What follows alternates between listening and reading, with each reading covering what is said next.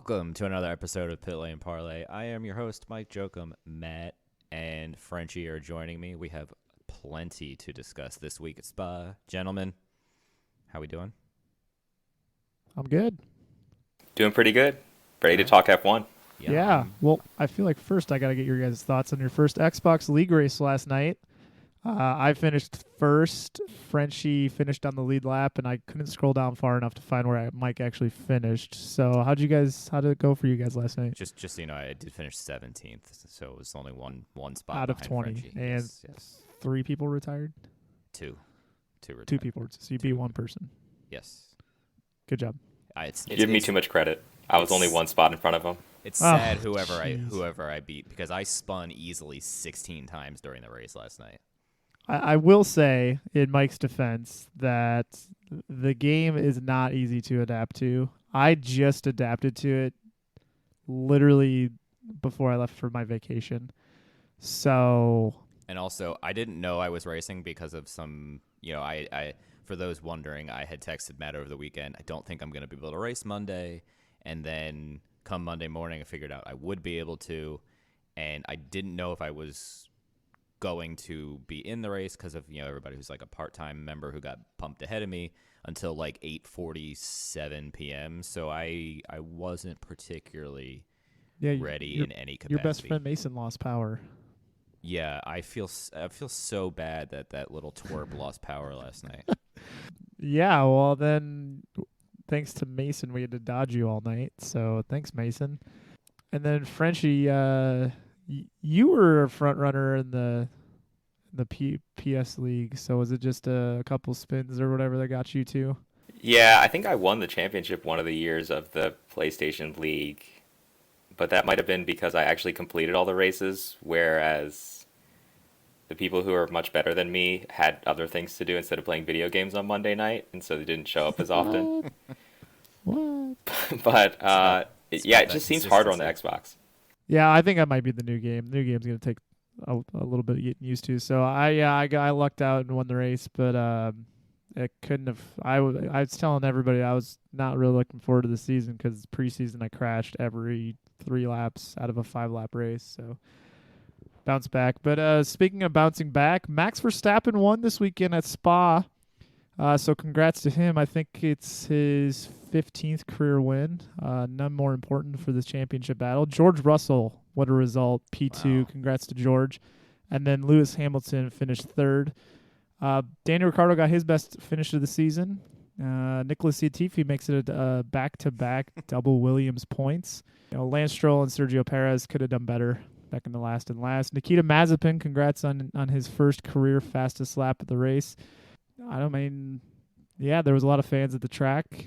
Overall, it was an impressive sight. So what did you guys think of the kind of the first lap battle there between the field? Was it a tooth and nail kind of, are they going to make it through the first turn, or what did you guys think? I just want to first point out the fact that over the last 2 races, Valtteri Bottas has 0 points and Nicholas Latifi has 7. And regarding that first lap battle, it was one of the least epic rain battles of all time. Bernd Mailander looked really good out front. He was on it. That he did. Can I point out that Alfa Romeo has like 0% chance of now getting anything other than 9th in the constructors just because of these last 2 races? Yeah, Williams made out like a bandit at this weekend at Spa, and Alfa Romeo did not. Well, I don't know how long we can keep this going without bursting into laughter. Yeah, it's hard. It's really hard. Right now. It's really. I mean, where do we start? Now that we put our serious caps on and like end this bad joke, professional pace. Yeah, well, I guess we could segue from one bad joke to the other. How on earth is there not a contingency plan for a track that is known to have flooding? Can one of you two explain to me? Maybe I'm just being ignorant, but how on earth there wasn't just a Monday race? I mean, there's regulations, but like, what the does that actually mean at the end of the day? The only thing I can figure out, which is very little because it's over 48 hours later, and I'm still incredibly confused about what I sat through for 5 hours on Sunday morning, is, okay, there's marshals who are volunteers, just like any track marshal at any track across the world. They're all pretty much volunteers. They have day jobs just like any of us, so they can't marshal. There's the F1 circus, all that, the stuff in the garage area and all the hospitality stuff is much more difficult to transport on a short turnaround than IndyCar, NASCAR, IMSA, etc. That being said, that's the only two logical sentences I can make, because they're only going to the Netherlands this weekend, which we'll talk about later. Which means I think somebody said it's either 191 or 391 miles. I forget the exact distance between the two, but it's essentially from driving from my house to Mid-Ohio. It's not really that far in the grand scheme of things. So, man, I have thought about it for 2 days. I have talked to people for 2 days about it, and I don't know if I'm any less confused about what I saw. I did that drive with you from Mid-Ohio from your house, and that was pretty torturous. So I don't know if I blame the F1 paddock for not wanting to... Is that because of me or because of the drive? I'm going to get the question out there for Matt. I was just mostly on my phone. You didn't even let me drive. So I think it was just more boredom of kind of sitting in the passenger seat on the roads in western Pennsylvania and Ohio. That's fair. I would only let you drive if I was super tired, in his defense. Oh, I'm not trusted based on the performance last night in F1 League? No, I do have the if gap car mentality, just like in the game as I do in the highway, but I don't know if that's something I should broadcast. Probably not. All right, well, so I'm assuming you were alluding to the fact of a couple of opinions I saw out there that, hey, Zandvoort's not that far. Maybe they should just go race there. I think by the logic of why they couldn't do Spa on Monday, they could also not do Zaandvort the next day. No, I didn't mean do Zaandvort Monday. I mean just they had to pack up and head to Zaandvort. I get what you're saying. Because I saw a couple takes out there why did they just race at Zaandvort on Monday instead? It's well, because it's a big series and there's a lot of stuff to bring to the next track. Yeah, that would be impossible. They've also never raced at Zaandvort since Niki Lauda was still driving. So probably doesn't make a whole lot of sense to do that. Yeah. IndyCar wouldn't even do that. IndyCar wouldn't get rained out in Gateway and just be like, all right, well, I guess we're going to go race in Iowa tomorrow night instead. That's not how any of that works. So, Frenchie, you got any thoughts on that? Yeah, the best answer I saw was actually a reply from Mark Blundell to when J.R. Hildebrand was asking the same question of why can't they run the race tomorrow. And he said that it's global TV satellite time, and also that Spa track is made of national roads. So, I kind of see, I guess if you have to put some of those roads back, I didn't think it was still like that like Le Mans, where you have to put the roads back to be used as highways. But well, no, it used to be that way, because, they used to have the lines painted on the track and everything, but I didn't know that was still a thing. If it is, we need to get there ASAP.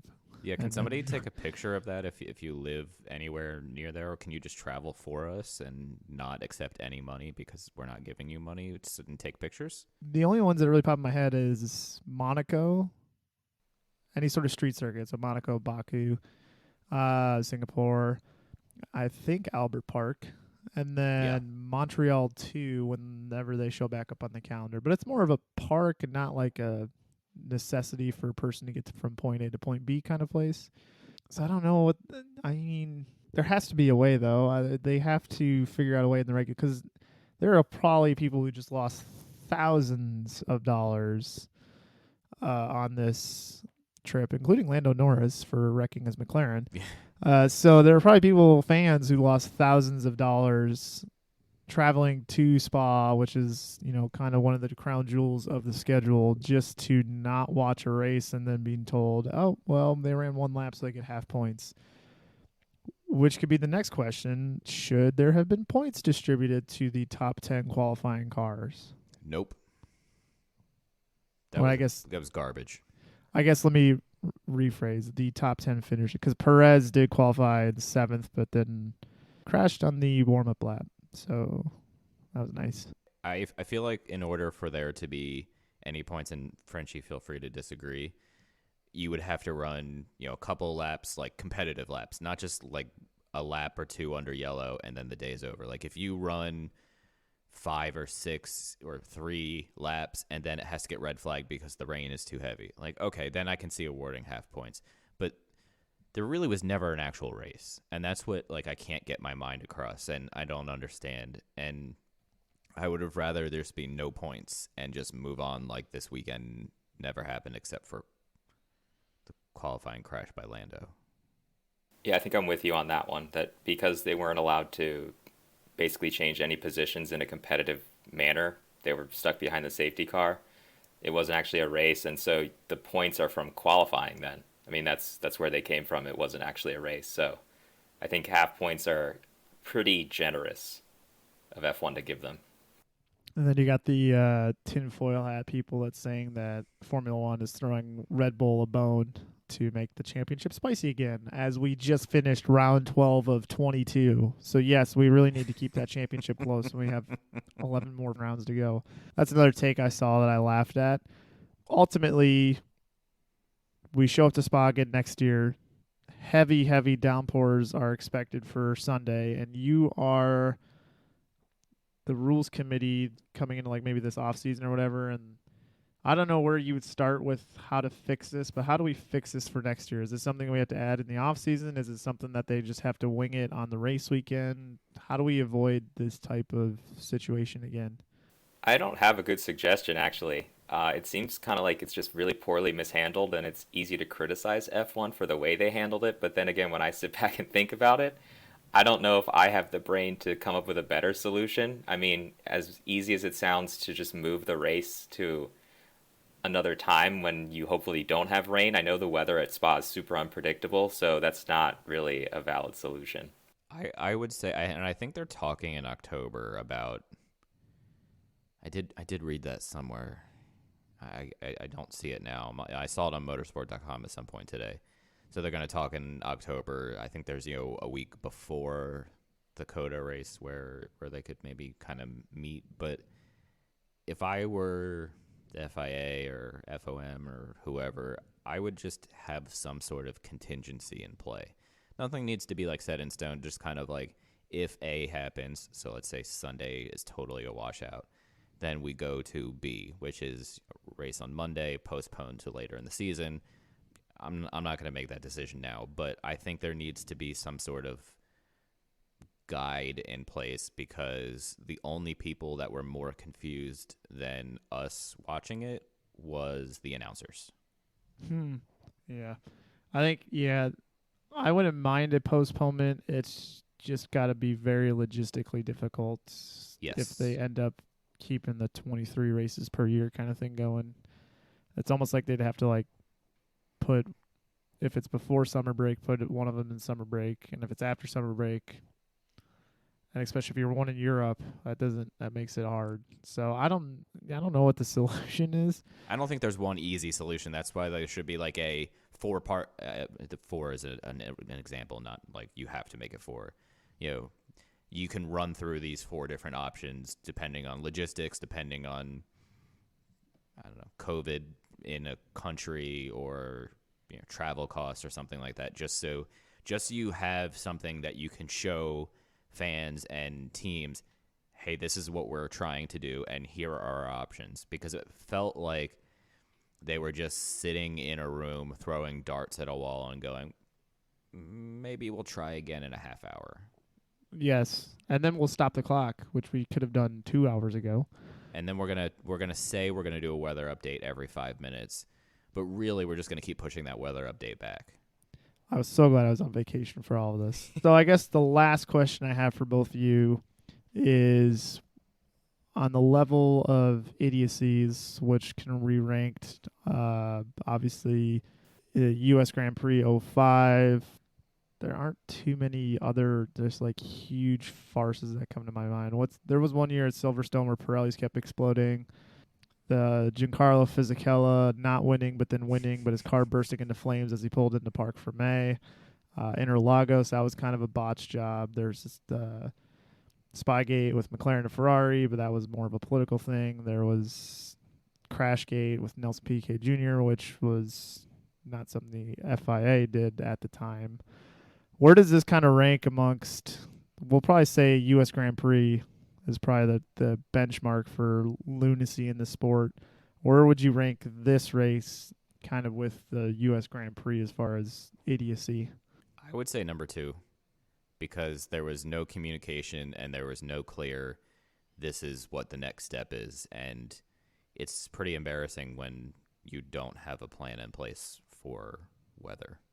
I think I'd also put it pretty far up there. I don't know if I can rank it because like you counted down some of them and I'm just kind of chuckling to myself still thinking about some of those. And I would add Dallas 1984 to that list of just what is happening here.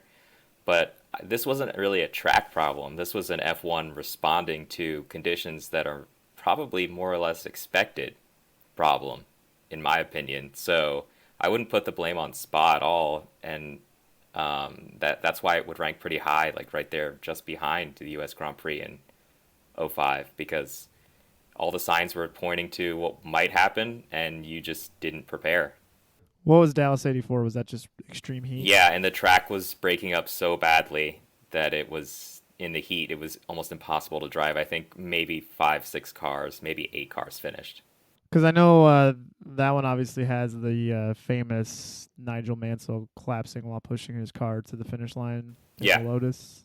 That's the correct race, right? So yeah, that was obviously synonymous with that race, and that almost sounds like an IndyCar thing to happen. Like it's too hot, tracks breaking up, and yeah, that seems more like an IndyCar thing. Well, before we move on, so that was very frustrating. I feel very bad for the fans that traveled all that way to witness nothing, basically.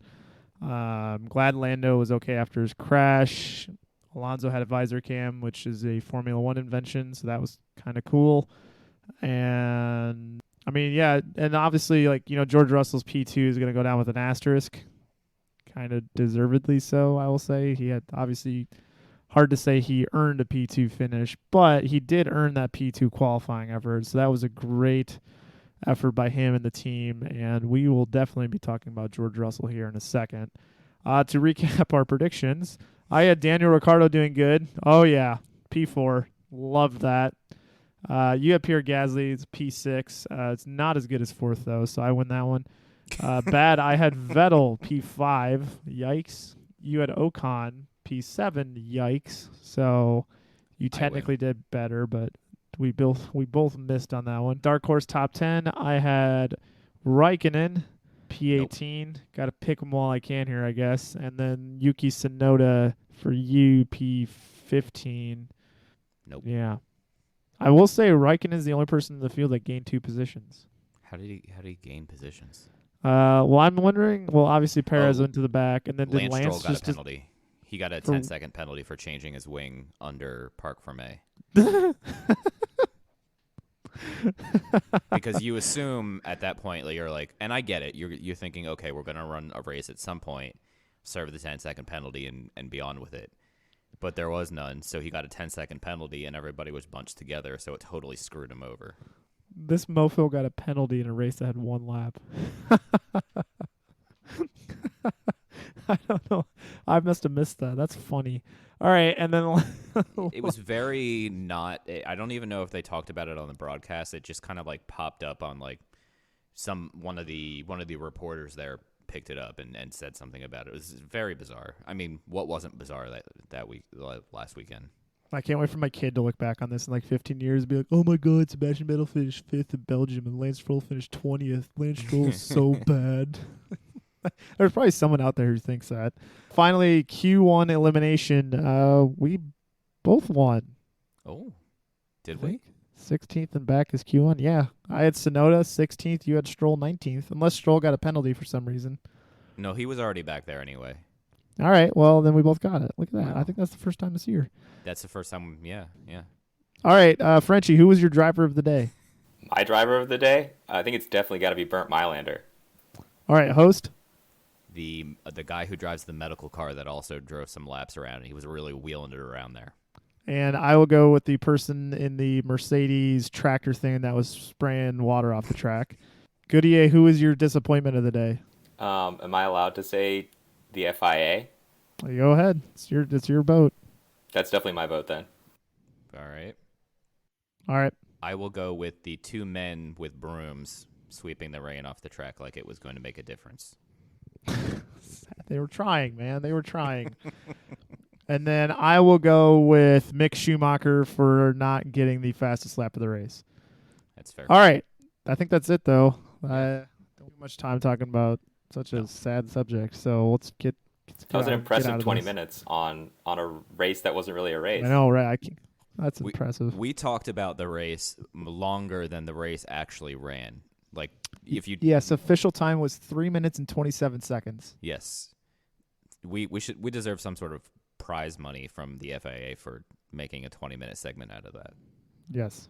I'm just gonna leave it at that. Anyway, before we get to Zaandvort, which is again coming up this weekend, can't wait till talk to you guys about this Sunday forecast. But yeah, too soon. Too soon. yeah, I did like the memes that were like F1 fans almost every weekend. We want to see rain. F1 fans this weekend. That was very enjoyable. That being said, so everybody's pretty much expecting George Russell to move to Mercedes. Okay, we were reading between the lines, and it's definitely going to happen. And then there's been rumors about who's going to take over his seat. And today, it kind of, I don't know, most of this caught me out of left field, and I'll get your guys' take on everything here in a second. But just to recap, what is expected is that Valtteri Bottas will go to Alfa Romeo, which I think we've talked about a time or two. That is, We've said possibility. Williams, not Okay. Alpha. Okay, it's been on the internet a time or two, so Bottas will go there. Or who did you say was really good friends with Big Frank? Oh, I Because forget. if you said Bottas, then credit to you. But I remember you saying that insert driver here is big friends with Big Frank. Might have been Albon. Yeah, I don't remember. Somebody out there probably has a better memory than me about what I talk about.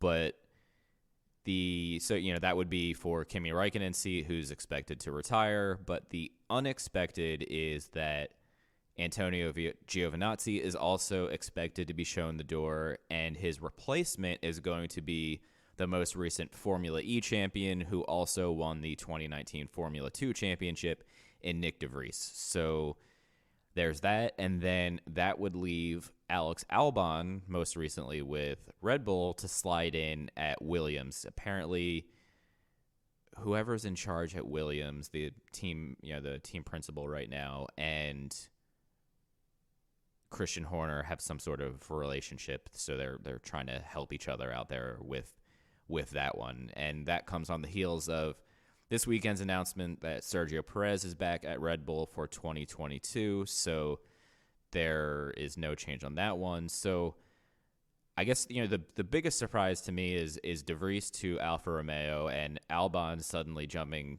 much further into the Formula One picture for next year than I thought. So Frenchie, we'll start with you on this one.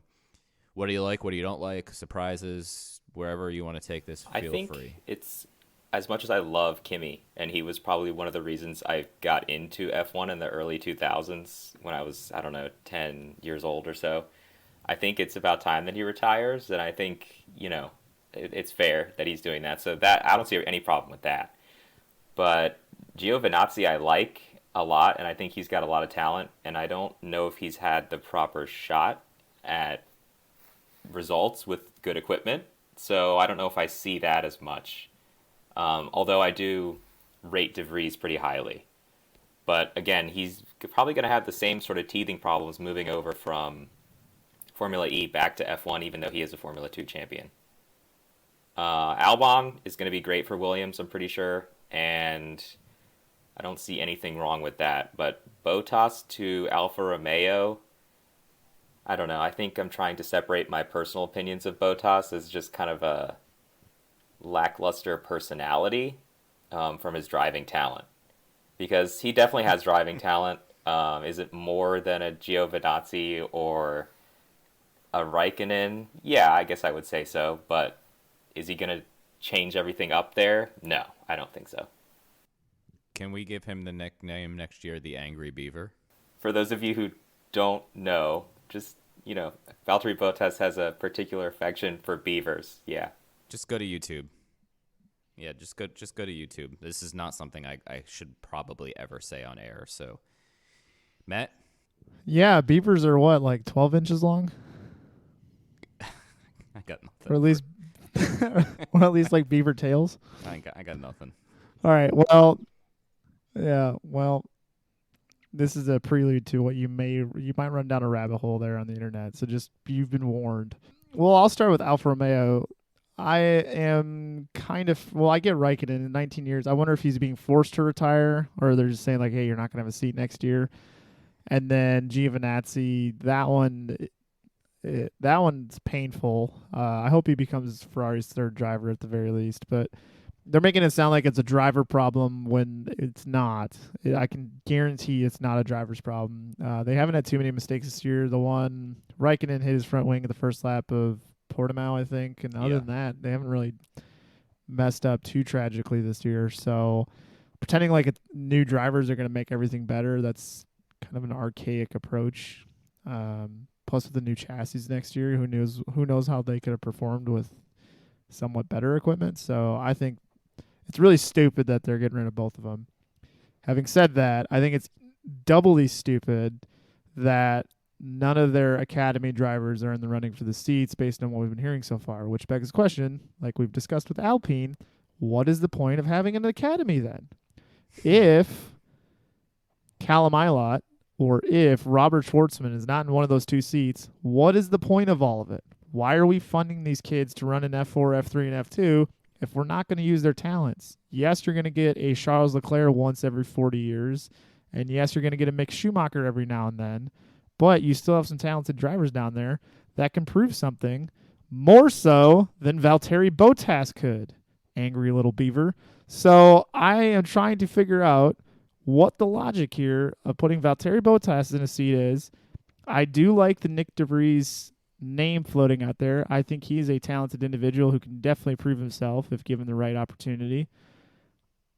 I think he would be better suited at a Haas, and I don't understand why Mick Schumacher's not being promoted to Alfa Romeo, which is the true Ferrari junior team, not Haas. So none of that, anything makes sense to me. So that's number one. Number two, happy for George Russell. I think this is going to be excellent for the sport, and I think Lewis Hamilton is going to have his first genuine competition since 2016.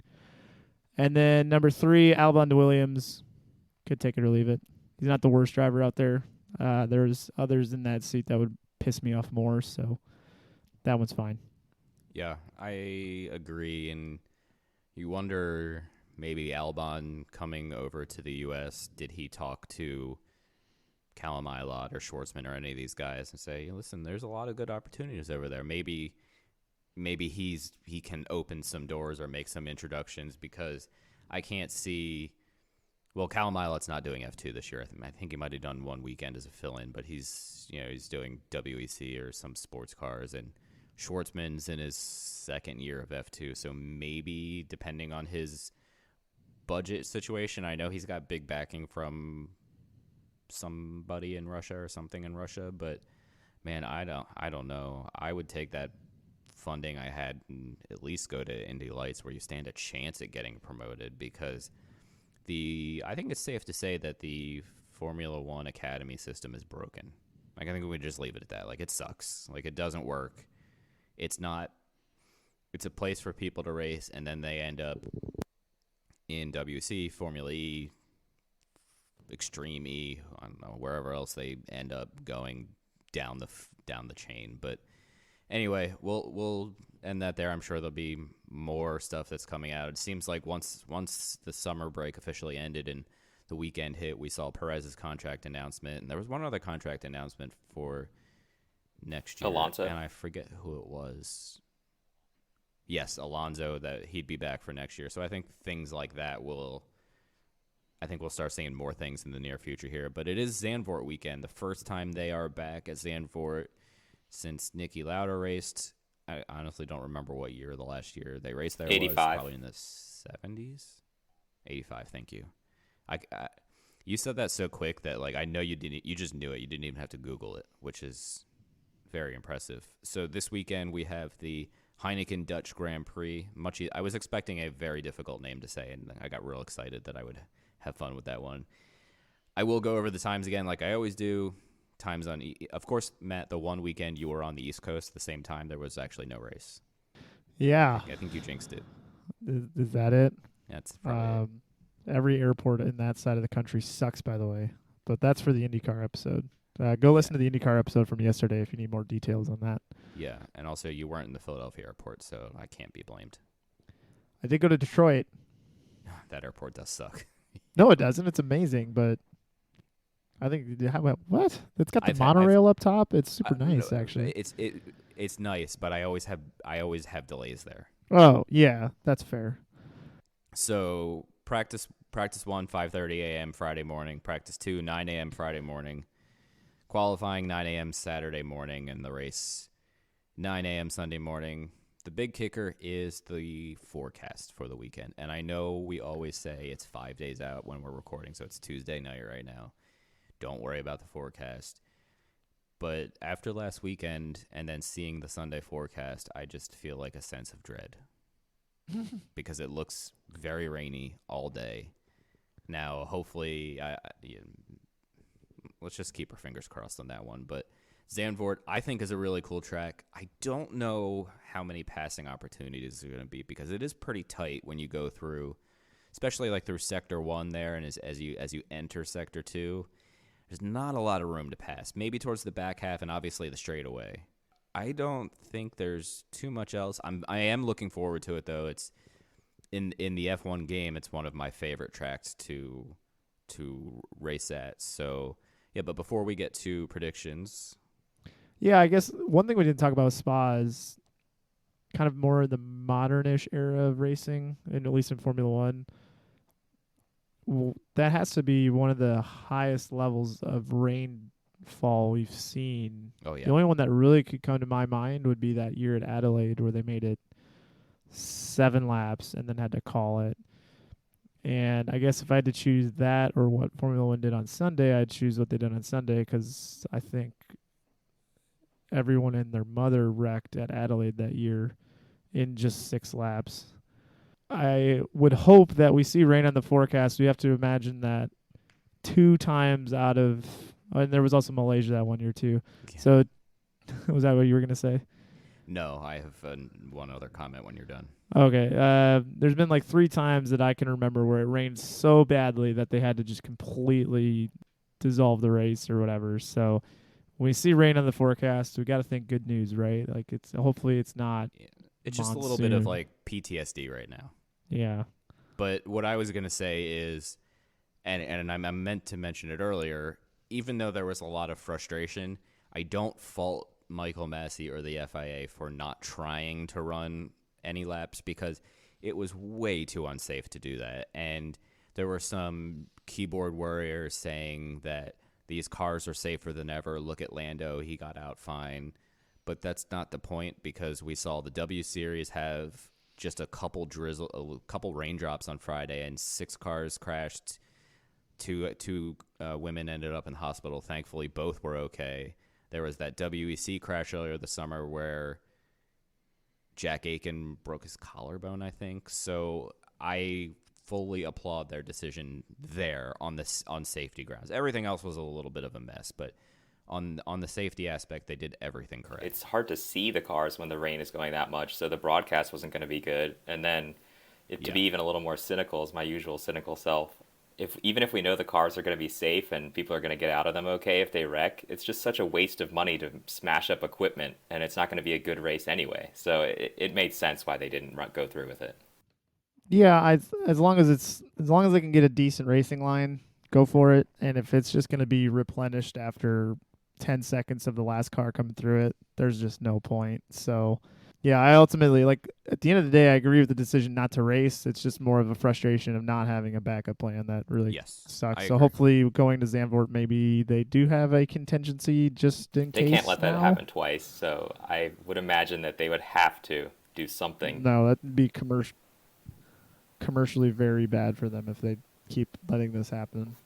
All right, predictions time. I'll lead it here for you, Matt. So Frenchie, you're up first. Who's doing well this week? It's an easy pick, but I think Max has to do well on home soil. Coming back there after, what is it, almost 40 years, basically, since 85, almost 35 years. So he's going to have to do well. Go ahead, Matt. Make the joke. I was going to say, what was it like to watch the last Zaandvort Grand Prix when you were having your first beer? Well, is it a chance this race is goodier than the last one? That's one I haven't heard before. I have a lot of puns with my last name, but it was more clever than most of them. Ah, see? Piss off, Mike. All right, you said Max. Lame. I will say Vettel is going to keep his top 5 form going and get maybe not a top 5, but he'll finish well. I will take Daniel Ricciardo is going to continue some positive momentum after a good qualifying. All right, Mr. French. I think Lance Stroll is in a weird slump and is going to continue to do poorly. His form from last week's going to carry over, correct? All right, I will say George Russell's because what do we see here with newly inked contracts? Ocon takes 3 weeks off. Perez crashes under warm-up. I think the trend's going to continue with Russell. All right, fair. And I'll take Yuki Tsunoda this week. I have no good reason other than I feel like this could be a difficult one for him to adjust to. Did he get referenced in our silly season? No, he isn't exactly a lock for next year. No, I honestly did not see that. It's not a confirmed rumor, but there's definitely a lot of chatter going around about that second seat. What's his face from F2? He's in the Red Bull program. Junior Daruvula? Oh, I don't think it's Daruvula. I think it was. I do. I thought he was a Dutch driver. Junior. Come on, Google faster. I can't find his name. I'll try. Or Mike, why don't you look up Red Bull Junior drivers for me while I'm doing this note taking here? Who's your dark horse top 10 Frenchie? Please don't say like Sergio Perez because I will have to slap you through the computer. Let's say that dark horse top 10. We're gonna see Latifi continue. Had to make a hot take. Wow. I respect it. New track, maybe some even footing. Who knows? That's ballsy. Unpredictable. Okay, so I will make my pick. Let's go with Lance Stroll. And I will say Tsunoda. Right. Prove Mike wrong. And I'm proving you wrong. All right. Okay, so Red Bull Junior drivers real quick. There is Jihan Daruvula, and there's also Jack Doohan, who is a Red Bull supported driver, but he is not a member of the Red Bull Junior team. Why can't I find this guy's name? I'm not making it up. It's not a figment of my imagination. Yuri Frips, is that the one? Oh, yeah. Sorry, I said junior. Got Dale on the brain. Yuri Vips. I think he would be positive for the sport, question mark.